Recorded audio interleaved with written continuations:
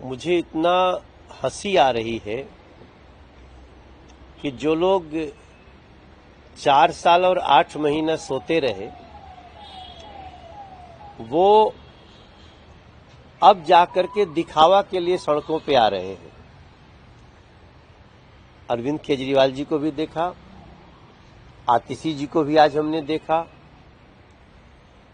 तो आतिशी जी का आज सड़क पे आना, उन्होंने ये सिद्ध कर दिया है कि अरविंद केजरीवाल बिल्कुल नकारा मुख्यमंत्री थे, क्योंकि अरविंद केजरीवाल तो मुख्यमंत्री रहते सड़कों पे आए नहीं। अब ये तो जो सड़कों पे आए हैं, आपने देखा होगा कि 15 दिन पहले, 1 महीना पहले, 6 महीना पहले हम सड़कों पे, यहां तक कि दिल्ली के एलजी महोदय सड़कों पे। तो अब ये एक प्रेशर क्रिएट हुआ, तो अरविंद केजरीवाल जी सड़कों पे और आतिशी जी सड़कों पे। आतिशी जी मुख्यमंत्री बनने के बाद आज सड़क पे आई हैं। ये दिल्ली को स्पष्ट पता चल गया कि आतिशी ने सिद्ध कर दिया कि अरविंद केजरीवाल एक फेल मुख्यमंत्री हैं, वो कभी सड़क पे नहीं आते थे। देखो मैं आई, लेकिन आतिशी जी आपको याद है ना कि आप पीडब्ल्यूडी मिनिस्टर हैं, आप सड़कों की मंत्री हैं दिल्ली की, और आपको भी इतना समय के बाद याद आया कि हम सड़कों पे चलेंगे। तो ये जो आप दिखावा और छल भ्रम कर रहे हो दिल्ली के साथ, कोई स्वीकार करने वाला नहीं है।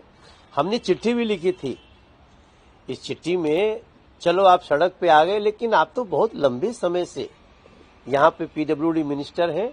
दिल्ली की जनता अब इन लोगों को परमानेंटली विदा करेगी, क्योंकि दिल्ली की जनता समझ चुकी है कि चुनाव आने के समय ये सारी मीठी मीठी बातें, अच्छे अच्छे स्टेप उठाते हैं।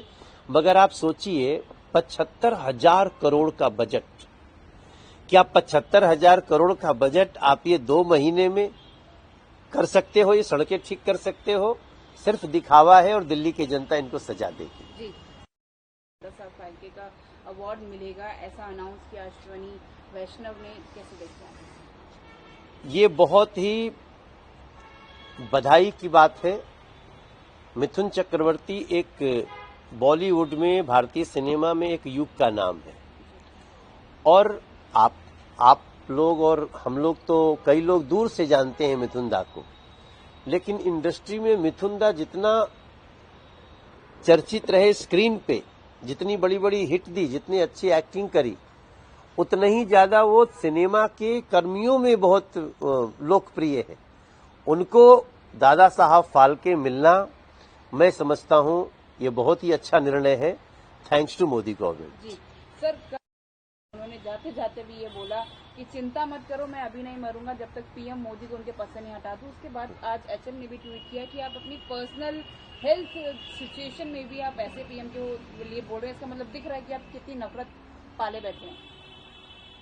देखिए, पहले तो मैं भगवान से प्रार्थना करूंगा खड़गे जी जल्दी स्वस्थ हो जाएं। जिस परिस्थिति में उनको माइक पे खड़ा किया गया था, हाथ पकड़ के, मैंने ऐसा लग रहा था कि हम तुमको जाने नहीं देंगे, तुमको अध्यक्ष बना दिया है तो तुम्हारा वसूल करके रहेंगे। इस तरह से लोग पकड़े हुए थे। और उन्होंने कल एक बहुत बड़ी बात कह दी।